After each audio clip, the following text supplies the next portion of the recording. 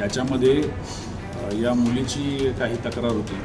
ती तक्रार जी आहे त्या तक्रारीबरोबरच तिच्या म्हणण्याप्रमाणे तिला उद्युक्त करण्यात आलं की पॉक्सो च्या पद्धतीची तक्रार, सेक्शुअल हॅरेसमेंटच्या प्रकारची तक्रार द्यावी. आणि मग ती तक्रार जी आहे ती घेऊन संबंधित जे या गुन्ह्यातले आरोपी PSI महोदय आहेत ते प्राचार्यांपर्यंत पोहोचले आणि त्यांना घाबरून, त्यांना भीती घालून, संस्थेला भीती घालून काही दिवसांमध्ये, त्या 8 ते 10 दिवसांचा हा सगळा कालावधी आहे, याच्यामध्ये त्यांच्याकडून सुरुवातीला 10 लाख रुपयाची बोलली, नंतर जवळपास 7 लाख रुपये उकळल्याचा प्रकार. पुणे शहरातून एक अत्यंत धक्कादायक घटना जी आहे ती समोर येताना पाहायला मिळते. एका कॉलेजच्या प्राचार्याला 7 लाख रुपयांचा गंडा घालण्याचा प्रयत्न जो आहे तो करण्यात आलेला आहे. आणि हा प्रयत्न चक्क पुणे पोलिसांकडून करण्यात आलेला आहे. हो, पुणे पोलिसांमधील 3 जणांनी मिळून हा सगळा प्रकार केल्याचं समोर येताना पाहायला मिळतं. आणि बर्न गार्डन पोलिसांमध्ये याबद्दलचा एक गुन्हा देखील दाखल करण्यात आलेला आहे. एका प्राचार्याला तुझ्यावरती पॉक्सो अंतर्गत गुन्हा दाखल करू, 7 लाख रुपये दे, नाहीतर तुझ्यावरती गुन्हा दाखल करू, अशा प्रकारचा जो आहे तो माहिती दिली. आणि तुमच्यासाठी तक्रार करण्यासाठी एक मुलगी आमच्याकडे आलेली आहे. आता तक्रार जर दाखल केली तर तुमची आणि महाविद्यालयाची बदनामी होईल. ती बदनामी जर का करायची नसेल तर पैसे द्या, अशा प्रकारचं जे आहे ते बोलल्याचं सुद्धा या सगळ्या ह्याच्यामधून पाहायला मिळतंय. याबद्दलची अधिकची माहिती आपण जाणून घेणार आहोत. परंतु यामध्ये जे आहे ते एका PSI अजित बडे, त्यानंतर दामिनी पथकामध्ये कॉन्स्टेबल असलेल्या सोनाली हिंगे आणि एका कॉन्स्टेबलचं नाव देखील समोर येताना पाहायला मिळतं. या तिघांनी मिळून जो आहे तो हा खंडणी उकळल्याचा प्रकार जो आहे तो समोर येताना पाहायला मिळतोय. याबद्दलची अधिकची माहिती घेऊया. गुन्हे शाखेचे उपनिरीक्षक.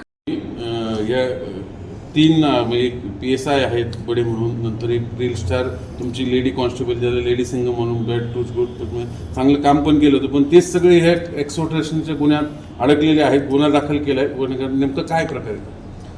6 एप्रिल म्हणजे सोमवारच्या दिवशी आमच्याकडं आयुक्त कार्यालयामध्ये एक अल्पवयीन मुलगी तिच्या पालकांसहित एक तक्रार घेऊन आली होती. आणि त्या तक्रारीमध्ये तिचं असं म्हणणं होतं की अशा पद्धतीने, चुकीच्या पद्धतीने तक्रार घेऊन तिचा त्याच्यामध्ये वापर करून काही आमच्या या पोलीस मंडळींनी एका त्यांच्या प्राचार्यांना त्यांच्याकडून काही पैसे उकळले होते. तो जो अर्ज होता त्या अर्जाची सगळी चौकशी पूर्ण करून त्या चौकशीअंती जे काही निष्पन्न झालं त्याच्यावरनं हा गुन्हा बर्न गार्डन पोलीस स्टेशनला दाखल झालेला आहे. एकंदरीत प्रकार अशा प्रकारचा दिसून येतो आहे की याच्यामध्ये या मुलीची काही तक्रार होती. ती तक्रार जी आहे त्या तक्रारीबरोबरच तिच्या म्हणण्याप्रमाणे तिला उद्युक्त करण्यात आलं की पॉक्सो च्या पद्धतीची तक्रार, सेक्शुअल हॅरेसमेंटच्या प्रकारची तक्रार द्यावी. आणि मग ती तक्रार जी आहे ती घेऊन संबंधित जे या गुन्ह्यातले आरोपी PSI महोदय आहेत ते प्राचार्यांपर्यंत पोहोचले आणि त्यांना घाबरून, त्यांना भीती घालून, संस्थेला भीती घालून काही दिवसांमध्ये, त्या 8 ते 10 दिवसांचा हा सगळा कालावधी आहे, याच्यामध्ये त्यांच्याकडून सुरुवातीला 10 लाख रुपयाची बोलली, नंतर जवळपास 7 लाख रुपये उकळल्याचा प्रकार. या प्रकारामध्ये जे प्राचार्य महोदय आहेत ते या केसमधले फिर्यादी आहेत, तक्रारदार आहेत, त्यांनाही या गोष्टीची जेव्हा ही चौकशी चालू होती त्यावेळी सगळी कल्पना आली की हे कसं कसं काय काय घडलं आहे.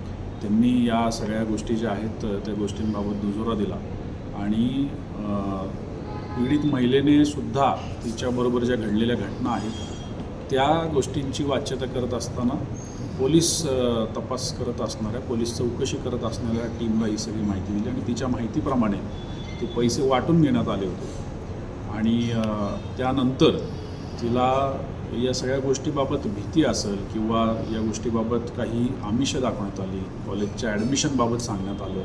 आणि अशा पद्धतीने त्या अल्पवयीन मुलीकडून या गोष्टी करून घेतलेल्या असल्यामुळे तिच्या म्हणण्याप्रमाणे तिला शेवटी न राहून ती तिच्या पालकांसोबत ती तक्रार द्यायला पोलीस आयुक्त कार्यालय या ठिकाणी आली होती. हा सगळ्या चौकशीचा विषय पूर्ण करून हा गुन्हा दाखल करण्यात आलेला आहे आणि याचा तपास चालू आहे. तपासाअंती आपल्याला कदाचित अजून या गोष्टीचे पैलू, या घटनेचे पैलू आपल्याला कळतील. या केसमध्ये reel star lady constable Sonali Hinge त्यांच्याकडे ही मोहीम होती की गुड टच बॅड टच, त्यांचा समावेश आढळून आलेला आहे. म्हणजे ज्या मोहिमेसाठी नियुक्त केलेलं त्याचाच गैरफायदा घेऊन हा लाचखोरीचा प्रकार झाला. याबाबतचा तपास चालू आहे की त्यांचा नक्की कुठं त्यांची भेट झाली. जी पीडित मुलगी आहे तिने सुद्धा आम्हाला याच्याबाबतच्या कल्पना दिलेल्या आहेत. त्याची खात्री करण्याचं काम चालू आहे. त्याचा तपास चालू आहे आणि नक्की कशा पद्धतीने कोण अप्रोच झालं, काय झालं, हे तपासाअंती आम्ही तुम्हाला निश्चित सांगू शकेल. तिघांवर पुढची कारवाई काय असणार आहे? आता गुन्हा दाखल आहे, पुढे सस्पेन्शन, अटक बिटक नाही. यामध्ये डिपार्टमेंटल कारवाया ज्या असतात, विभागीय कारवाया ज्या असतात त्या तर होणारच आहेत, त्या चालूच आहेत. परंतु त्याचबरोबर तपासामध्ये सुद्धा जे जे योग्य वाटेल जेव्हा त्या पद्धतीने कारवाया करण्यात येतील. इथून पुढं, कारण अनेकदा काय होतं, वर्दीचा गैरफायदा घेऊन अशा गोष्टी केल्या जातात आणि रील स्टार पोलीस कॉन्स्टेबल या गोष्टी करत असतील तर मी कसं? मला असं वाटतं की या सगळ्या प्रकाराला वगळून सुद्धा पोलीस असेल, कुठल्याही प्रशासनातला कोणताही व्यक्ती असेल, ज्या ठिकाणी लोकांना त्यांचा विश्वास ठेवणं आपल्यावरती अपेक्षित असतं त्या ठिकाणी कोणीही, मग तो हा विषय जो आहे याच्यात निश्चित तपासानंतर आपल्याला गोष्टी कळतील, न्यायालयामध्ये त्याचा न्यायनिवाडा होईल.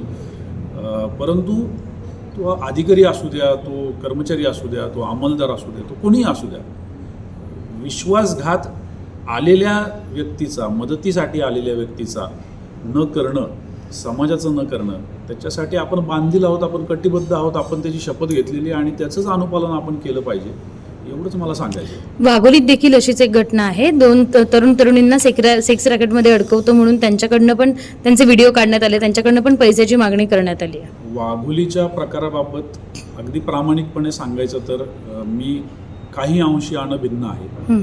कारण हा सगळा आत्ताचा जो विषय आहे आपला, त्या विषयाच्या चौकशीमध्ये आणि तपासामध्ये असल्यामुळे मला तिकडचे विषय पाहता नाही आले. परंतु त्यांचे साहेब कदाचित आपल्याला जास्त चांगल्या पद्धतीने त्याच्याबद्दल. ह्या केसमध्ये नेमकी खंडणी किती उकळली आणि कोणी कसे किती वाटून घेतले? मी जसं मगाशी म्हटलं तर जवळपास 7 लाख रुपये या प्राचार्य महोदयांनी भीतीपोटी आपल्या संस्थेची नाचक्की व्हायला नको म्हणून त्यांनी दिलेले आहेत. त्याच्याबाबतचे काही पुरावे असल्याचंही नमूद आहे. ते सगळे पुरावे जे आहेत ते आम्ही तपासाअंती सगळे जप्त करत आहोत आणि त्याच्यामुळं त्यानंतर ते पैसे जे आहेत त्याचं वाटप कसं झाला याच्याबाबत सुद्धा आम्ही तपासाअंतीच तुम्हाला निश्चितपणे त्या गोष्टी आकड्यासहित सांगू शकतो. हा अत्यंत धक्कादायक प्रकार जो आहे तो पुण्यामध्ये घडलेला आहे आणि पुण्यामधील एका नामांकित महाविद्यालयामधून अशा प्रकारचा प्रकार समोर आल्यामुळे जे आहे ते शैक्षणिक क्षेत्रामध्ये मोठी खळबळ माजलेली पाहायला मिळते.